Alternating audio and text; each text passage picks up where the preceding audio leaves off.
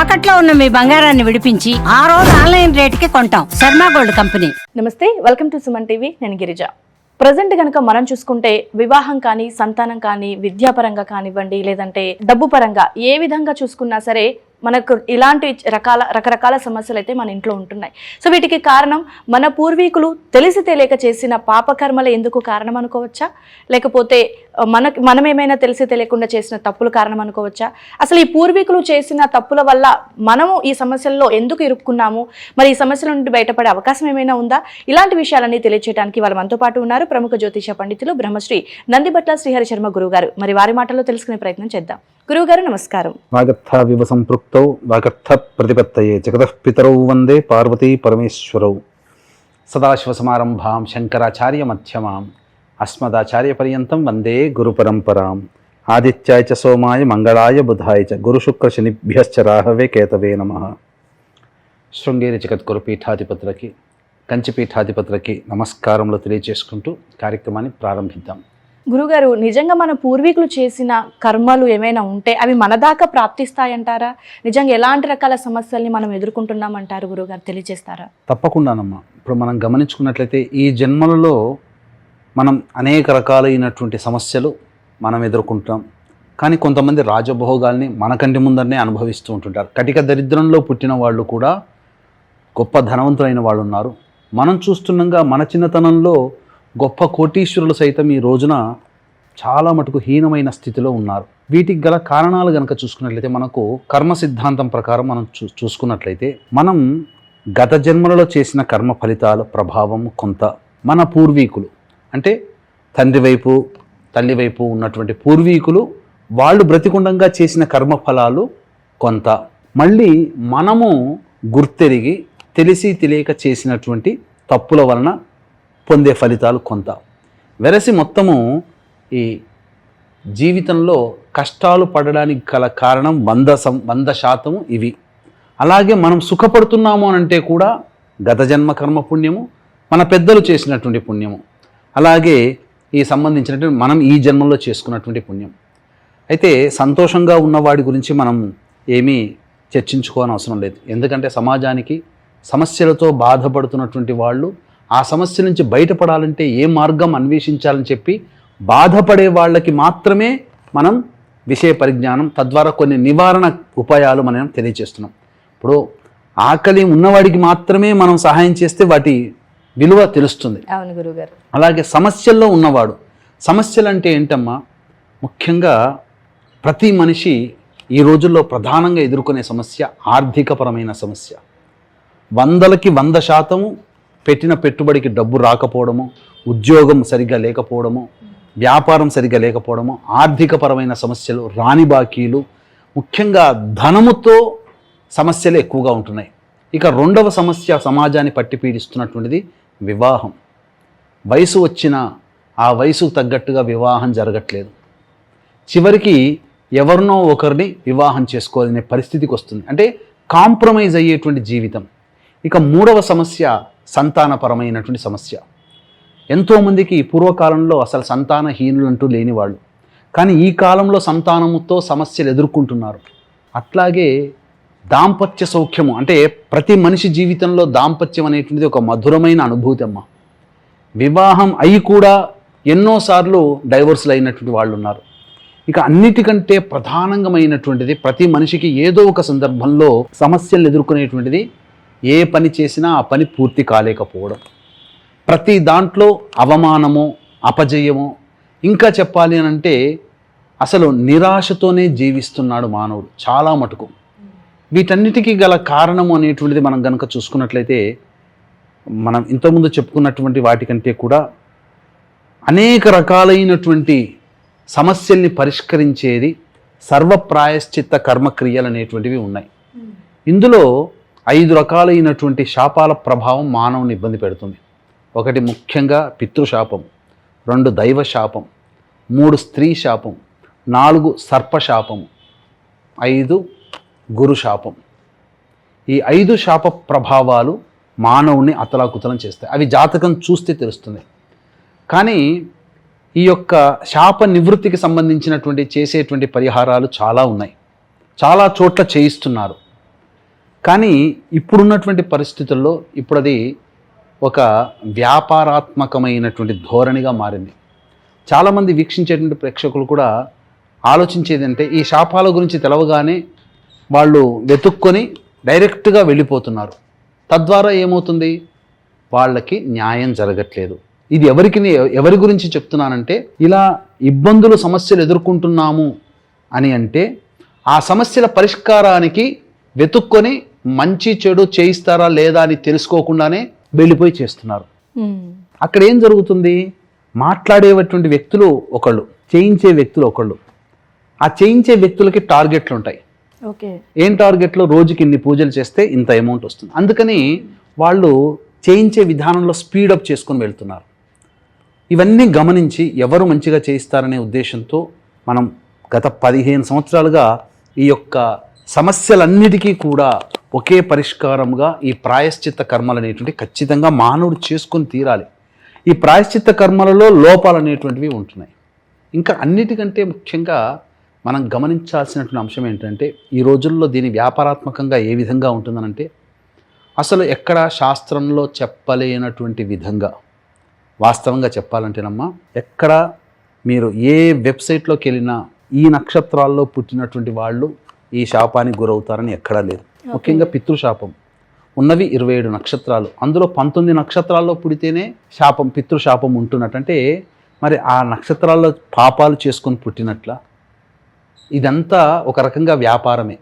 ఈ నక్షత్రాల్లో పుడితే పితృశాపం అనేది వ్యాపారమే ఖచ్చితంగా.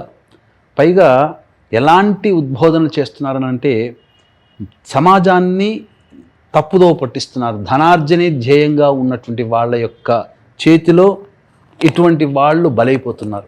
అంటే జాతకరీత్యా ఉంటేనే పితృదోషం, కానీ నక్షత్రపరంగా ఏం లేదు అంటారు. నక్షత్రపరంగా ఎక్కడా లేదమ్మా.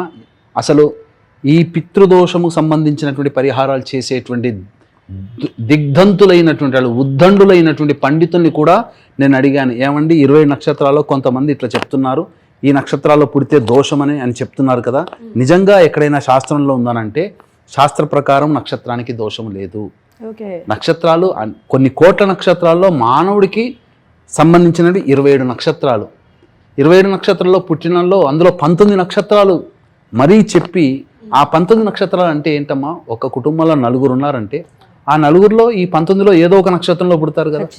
అంటే దాని అర్థం ఏంటి, ప్రతి కుటుంబము చేయించుకోవాలి, అవసరం ఉన్నా లేకపోయినా బలవంతంగా రుద్ది వాళ్ళ చేత డబ్బులు ఖర్చు పెట్టించడం, ఇది ధ్యేయంగా మారుతుంది. అసలు ఈ పితృశాపము, స్త్రీ శాపము, గురు శాపము, దైవ శాపము, సర్పశాపము, ఈ 5 శాపాలు అనేటువంటివి జాతకాన్ని చూస్తే మాత్రమే తెలియచేయడానికి అవకాశం.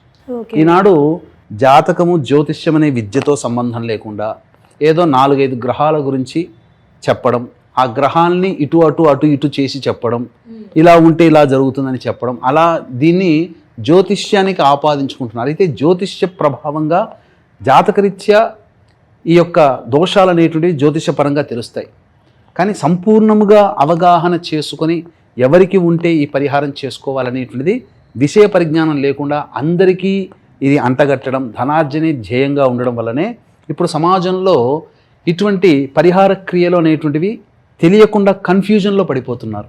పైగా ఇప్పుడు ఉన్నటువంటిది ఏంటంటే, చాలా విచిత్రం ఏంటంటే, వీడియో చూస్తేనే పితృశాపం ఉన్నట్టు. నిజంగా ఇది కూడా ఒకటి బాగా వైరల్ అవుతుంది గురుగారు. ఈ వీడియో మీరు చూస్తున్నారంటే ఖచ్చితంగా మీకు పితృదోషం ఉన్నట్లే. ఇది ఎక్కడ చెప్పబడిందో అసలు వీడియో చూస్తే అంటే, ఇప్పుడు ఎంతోమంది మఠాధిపతులు, పీఠాధిపతులు ఉన్నారు, వాళ్ళు అంతా గొప్పగా గురుస్థానంలో ఉన్నారు. నన్ను చూస్తేనే నీవు దేవుని దుష్టినట్టు అని ఎప్పుడైనా పీఠాధిపతి చెప్పుకున్నాడు. కాబట్టి ఇక్కడ ఏంటంటే అసంబద్ధమైన మాటలు ఇటువంటి బారిన వీక్షించేటువంటి ప్రేక్షకులకు పడొద్దనే ఈ వీడియో చేయడం అమ్మ ముఖ్య ఉద్దేశం. కాకపోతే ఏంటంటే, ప్రస్తుతం ఉన్నటువంటి సమాజంలో సమస్యలు అనేటువంటివి ఉన్నాయి. ఈ సమస్యలకి అతి సామాన్యుడు కూడా పాల్గొనే విధంగా కొన్ని పరిహార క్రియలు, అంటే మొత్తం భారతదేశం మొత్తంలో చాలా చోట్ల చేయిస్తారు. శ్రీరంగంలో చేయిస్తారు, రామేశ్వరంలో చేయిస్తారు, నాసిక్లో చేయిస్తారు, గోకర్ణంలో చేయిస్తారు, మురుడేశ్వర్లో చేయిస్తారు, కుక్కిలో చేయిస్తారు, ఇలా చెప్పుకుంటూ పోతే మన ఆంధ్ర ప్రాంతంలో కూడా చేస్తారు. కాకపోతే ఎక్కడ అనేటువంటిది సరిగ్గా చేయించలేకపోతున్నారు. అంటే ఎందుకనంటే, దీన్ని ఆర్గనైజ్ చేసేవాళ్ళు ఒకళ్ళు, పూజలు చేయించే వాళ్ళు ఒకళ్ళు అయ్యారు. ఇక్కడ ఆర్గనైజర్స్ ఉన్నారు, వాళ్ళ కింద పూజలు చేయించే వాళ్ళ కింద టార్గెట్ ఇస్తారు, మీరు ఇన్ని పూజలు చేస్తే మీకు ఇంత అమౌంట్ ఇస్తాము అని చెప్పడం. ఇలా మనం ఏమనుకుంటాము, మనం ఎవరితోనైతే ఫోన్లో మాట్లాడున్నామో వాళ్ళే దగ్గరుండి చేయిస్తారేమో అనుకుంటారు, కానీ అక్కడ జరగదు. ఇది చాలా నిష్ఠతో నియమంతో కూడుకున్నటువంటిది. అందుకనే గత 2013 సంవత్సరం నుంచి ఈ యొక్క దోషాల గురించి విపరీతముగా అందరికీ అర్థమయ్యేటట్టుగా చెప్పడం పుష్కర కాలంగా మన ఆధ్వర్యంలో జరుగుతుంది. ఎంతోమంది వాళ్ళకి కొన్ని ప్లేసులు చెప్పడం, ఆ ప్లేసుల్లో చేయిస్తారంటే అక్కడికి వెళ్ళిపోవడం జరిగింది. కానీ అక్కడ మేము మెకానికల్గా చేసాం, మాకేం సరిగ్గా జరగట్లేదు అనిపించింది. ఇంత చెప్తున్న మీరే ఎందుకు చేయించకూడదని అంటే ఇది ఆటం బాంబుతో కూడుకున్నటువంటిదమ్మా. కాబట్టి జాగ్రత్తగా హ్యాండిల్ చేయాలి. కాబట్టి ఎవరు మంచిగా చేయిస్తున్నారు అనేటువంటి విషయాన్ని దృష్టిలో పెట్టుకొని వాళ్ళని పట్టుకొని దగ్గరుండి ఈ కార్యక్రమాల్ని గత 10 సంవత్సరాలుగా చేయిస్తూ వస్తున్నాం. ఎంతోమంది వేల మంది ఈ కార్యక్రమాల్లో పాల్గొన్న వాళ్ళు ఉన్నారు.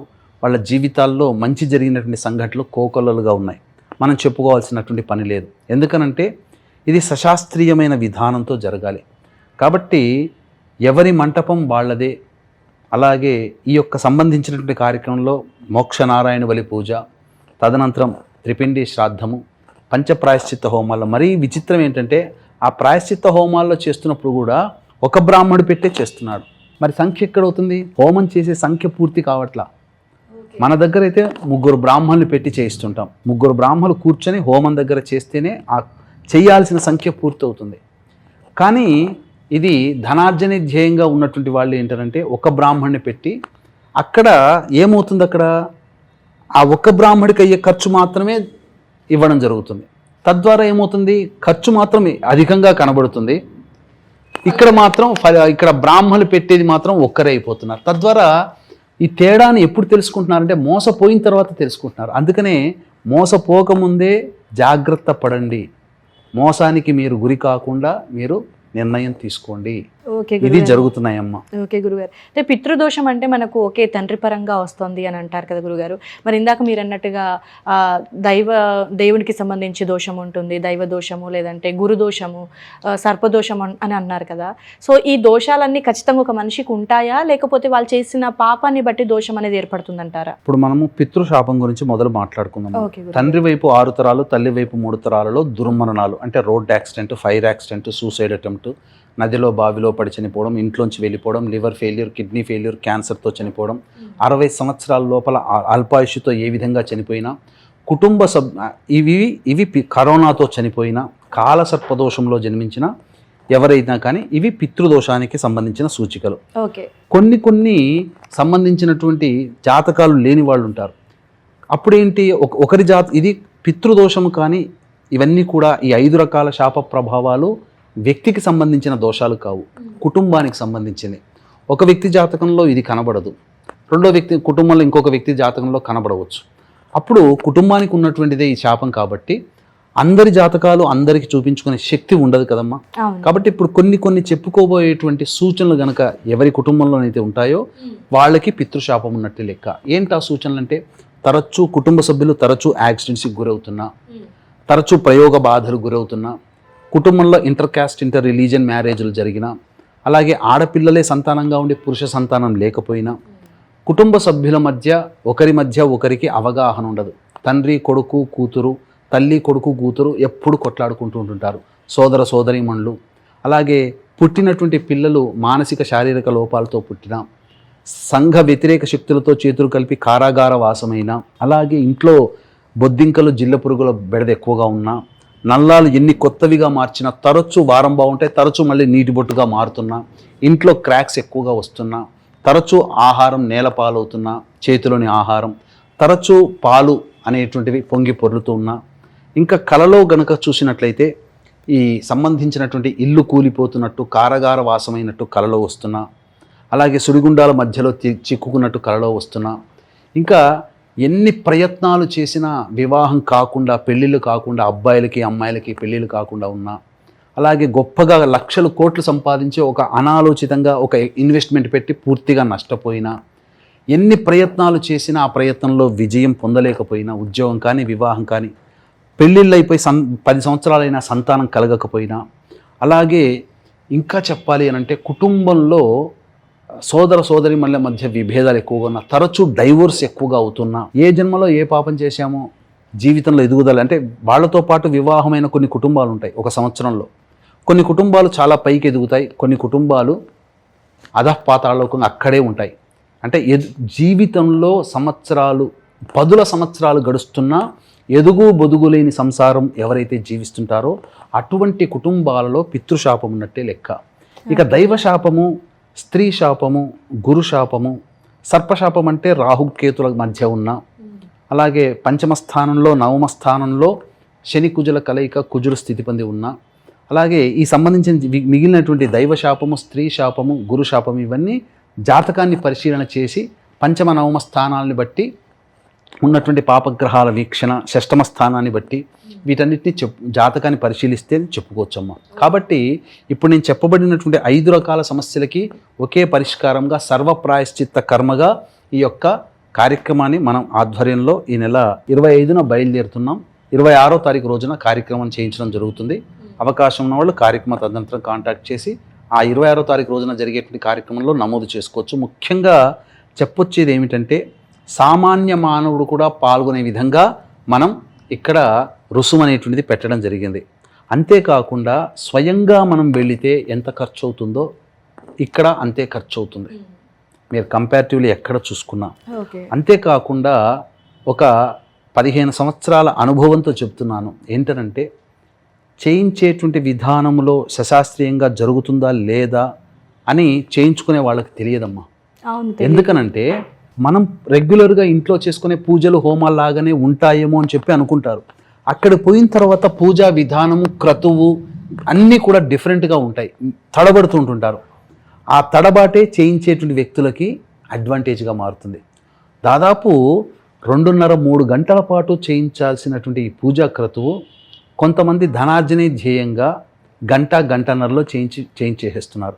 ఒక నియమ ప్రకారము ఒక వ్యక్తి చేయిస్తున్నాడు అనుకున్నప్పుడు ఆ వ్యక్తి దగ్గర మాత్రమే కాకుండా 10 మంది వ్యక్తులకి పంచుతున్నారు. తీసుకపోవడం మాత్రం పులోమని గుంపులుగా పోతున్నారు. కానీ ఒక వ్యక్తి దగ్గర కాకుండా 10 మంది దగ్గర చేయించడం వల్ల ఎవరు మంచిగా చేయిస్తున్నారో తెలియదు.